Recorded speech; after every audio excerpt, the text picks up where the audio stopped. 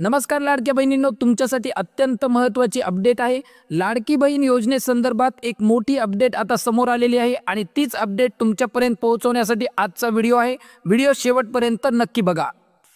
तर बघा, काल दसरा मेळावा पार पडला, त्यामध्ये एकनाथ शिंदे यांनी लाडकी बहीण योजनेबाबत जी आहे मोठी घोषणा केलेली आहे। पुढे बघा, लाडकी बहीण योजना कधी बंद होणार याबाबत देखील त्यांनी जे आहे स्पष्टपणे सांगितलेलं आहे आणि तेच या व्हिडिओमध्ये आपण पूर्ण अपडेट जाणून घेणार आहोत।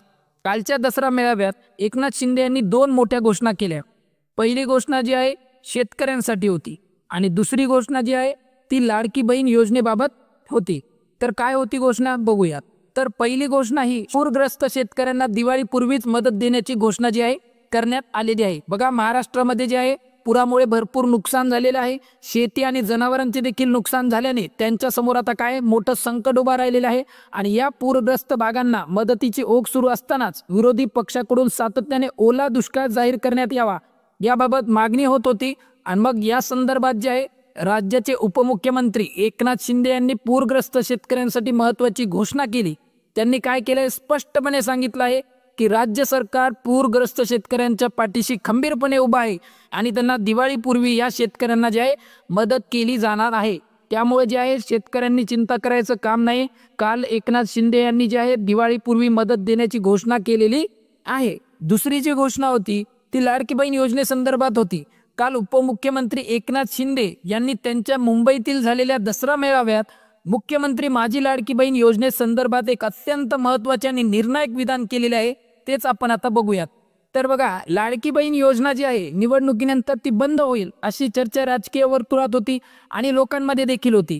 पण या पार्श्वभूमीवर एकनाथ शिंदे काय म्हणाले की एकनाथ शिंदे यांनी ग्वाही दिली। ते म्हणाले की विरोधकांनी कितीही टीका केली किंवा कितीही अफवा पसरवल्या तरी देखील ही योजना जी आहे सुरू राहणार आहे आणि कोणत्याही परिस्थितीत ही योजना थांबवली जाणार नाही। तर बघा, आता आजच्या चर्चेचा महत्त्वाचा विषय आहे। आता हा विषय स्किप करू नका। बघा काय झालेलं आहे, घोषणा ज्या आहेत घोषणा वारंवार होत राहतात। प्रत्येक जो राजकीय पक्ष आहे तो आपल्या फायद्यासाठी घोषणा करत असतो। पण मुळात लाडकी बहीण योजना जी सुरू झालेली आहे ही लाडकी बहीण योजना सुरू झाली तेव्हा मात्र सरकारने सरसगट सगळ्याला जे आहे 1500 रुपये देण्यात आले होते। पण आता मात्र लाडक्या बहिणींसाठी यांनी काय केल्यात, अडचणी वाढवलेल्या आहेत। मग काय केलं तर 3 महिने झालं तुम्ही हप्ताच दिला नाही। ठीक आहे, मग तुमच्या त्या घोषणा ज्या आहेत त्या निव्वळ पोकळ आहेत का? कारण की तुम्ही जे आहेत लाडक्या बहिणींचे प्रश्न जे आहेत समजून घेत नाहीयेत। तुम्ही फक्त घोषणा करताय आहो, पण ई-KYC ची जी तुम्ही प्रोसेस आणलेली आहे तर ई-KYC प्रोसेस करत असताना लाडक्या बहिणींना किती सारे प्रॉब्लेम्स येत आहेत याकडे तुमचं लक्ष आहे का? तर अजिबात नाही। फक्त तुमचं लक्ष काय आहे, तुमचं लक्ष निवडणुकावर आहे फक्त, बरोबर आहे। ई-KYC करत असताना तुमची वेबसाईट चालत नाहीये तर OTP येत नाहीये। एखाद्या वेळेस वेबसाईट चालली तर OTP येत नाहीये, OTP आला तर OTP टाकण्यासाठी ऑप्शन येत नाहीये। बरं, एवढं सगळं ठीक आहे, पण मग ज्या पात्र महिला आहेत त्या पात्र महिलांना ज्यावेळेस ई-KYC करायला आपला आधार क्रमांक टाकला त्यावेळेस त्यांना दाखवत आहे की यादीतच समाविष्ट नाही। ठीक आहे, असे अनेक प्रॉब्लेम जे आहेत कंटिन्युअसली ई-KYC ची साईट आहे त्यावर येत आहेत। मग आता माझं काय म्हणणं आहे, 15 दिवस झाले ई-KYC ची साईट सुरू होऊन तरी सुद्धा जे आहे या ई-KYC साईटवर एरर काही सॉल्व्ह होत नाहीयेत। अनेक अडचणी जशाच्या तशाच आहेत। तुम्ही काय केलं आहे, 2 महिन्याची मुदत आम्हाला दिली।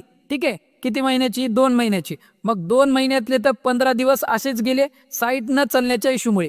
मग मला सांगा, सरकारचं काम होतं ना की बाबा सरकारनं काय करायला पाहिजे होतं, पूर्ण वेबसाईट पहिले व्यवस्थित चेक करून घ्यायची, ही चालत आहे की नाही। ठीक आहे, चालत आहे का नाही। आता सरकारला तर एवढं माहित होतं की ज्यावेळेस आपण ई-KYC ची घोषणा करू त्यावेळेस सगळ्या लाडक्या बहिणी ज्या आहेत त्या वेबसाईटवर जाणार।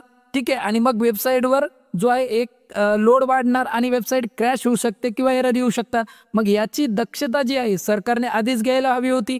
ठीक आहे, बरं, एवढं करून मग तुम्हाला एवढं लक्ष देत नाही की लाडक्या बहिणी ज्या आहेत त्यांची बेजारी होते। आता प्रत्येकाला मोबाईल जमतोच असं नाही, मोबाईलद्वारे प्रत्येकालाच ई-KYC करता येते असं नाही। तर काही लाडक्या बहिणी ज्या आहेत रांगेत उभ्या आहेत। ठीक आहे, नेट कॅफेवर वगैरे जाऊन त्या रांगेनं उभ्या आहेत, 2-2, 3-3 घंटे जे आहेत त्या बसत आहेत, त्यांची ई-KYC होत नाही। तर काही लाडक्या बहिणी ज्या आहेत त्या रात्री जागत आहेत, बरोबर आहे का नाही? मला खरं सांगा, रात्री सुद्धा जागू ते ई-KYC करण्याचा प्रयत्न करत आहेत, पण ई-KYC काही होता होईना. आता अर्ध्या लाडक्या बहिणींची जी आहे, अर्ध्या म्हणण्यापेक्षा बघा 25% लाडक्या बहिणींची KYC झाली आणि 75% अजून पेंडिंग आहे. बरं, एवढं सगळं असताना अजून काय प्रश्न प्रलंबित आहेत बघा. ज्यांचे वडील हयात नाहीत किंवा ज्यांचे पती हयात नाहीत, तुम्ही त्यांच्यासाठी काहीच ऑप्शन दिला नाही. मग त्यांनी KYC कशी करायची याचं देखील तुम्ही बोलत नाहीये. ठीक आहे, काल तुम्ही आता दसरा मेळाव्यात घोषणा केली, पण याबाबत जे लाडक्या बहिणींचे प्रश्न आहेत त्याबाबत तुम्ही बोललात का? नाही. यावर कोणीच बोलायला तयार नाही. अहो, एवढ्या साऱ्या पत्रकार परिषद होत आहेत.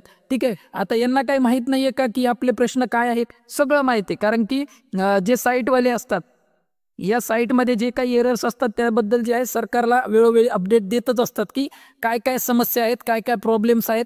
ठीक आहे, मग आता सगळं असताना तुम्ही आमच्या प्रश्नांकडे लक्षच द्यायचं नाही. आम्ही मात्र 2 महिने असंच खेळत बसायचं.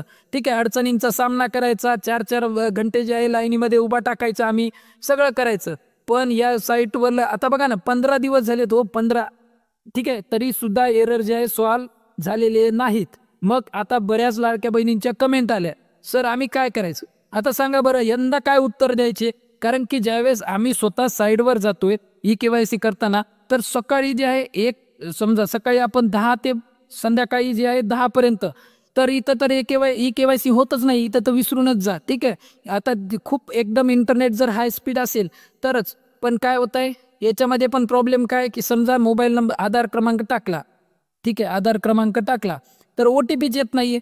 ठीक आहे, बरं इकडून तिकडून OTP आला तर इथं OTP टाकण्यासाठी ऑप्शन येत नाहीये. बरं, काही जणांनी तर असा मेसेज आलाय, काही जणांच्या कमेंट आल्यात की सर बघा आम्ही पात्र आहोत, ठीक आहे, आम्हाला रेग्युलर हप्ते येत होते, पण आम्ही ज्यावेळेस KYC करण्यासाठी आधार क्रमांक टाकला तेव्हा काय झालं, तर तेव्हा आम्हाला एक मोठी समस्या आली की आम्हाला दाखवत आहे की तुमचा जो आधार क्रमांक आहे तो यादीतच समाविष्ट नाही. ठीक आहे, मग आता त्यांनी काय करायचं, कोणाकडे जायचं, कोणाला भेटायचं, या देखील समस्या जी आहे सरकारने याकडे लक्ष दिलं पाहिजे. फक्त घोषणा करणे एवढं पुरेसं नाही, तर लाडक्या बहिणींचे काय प्रश्न आहेत ते सॉल्व्ह करण्याकडे जर सरकारने भर दिला तर मात्र ही योजना यशस्वी होऊ शकते. अन्यथा जे आहे लाडक्या बहिणींचे फक्त फरफट होत आहे, त्यांना अडचणीचा सामना करावा लागत आहे, त्या 4-4 घंटे त्यांना लाईनीमध्ये उभं राहावं लागत आहे. पण मात्र आता तुमचं काम आहे की लवकरात लवकर जी आहे साईट जी आहे व्यवस्थित करणे. तुमचं काय मत आहे मित्रांनो, तर तुम्ही मला कमेंटमध्ये कळवा. ठीक आहे, प्रत्येकानं आपापलं मत कळवायचं आहे की लाडकी बहीण योजनेची जी KYC प्रोसेस आहे त्याबद्दल तुमचं काय मत आहे. आता जी सरकारने ही KYC प्रक्रिया चालू केलेली आहे ती योग्य निर्णय आहे की अयोग्य निर्णय आहे? किंवा दुसरं एक कळवा की आता सरकारने पहिले जे आहे ही KYC ची घोषणा करण्याच्या अगोदरच या साईटचं जे आहे पूर्णपणे काम कंप्लीट करायला पाहिजे होतं की नाही.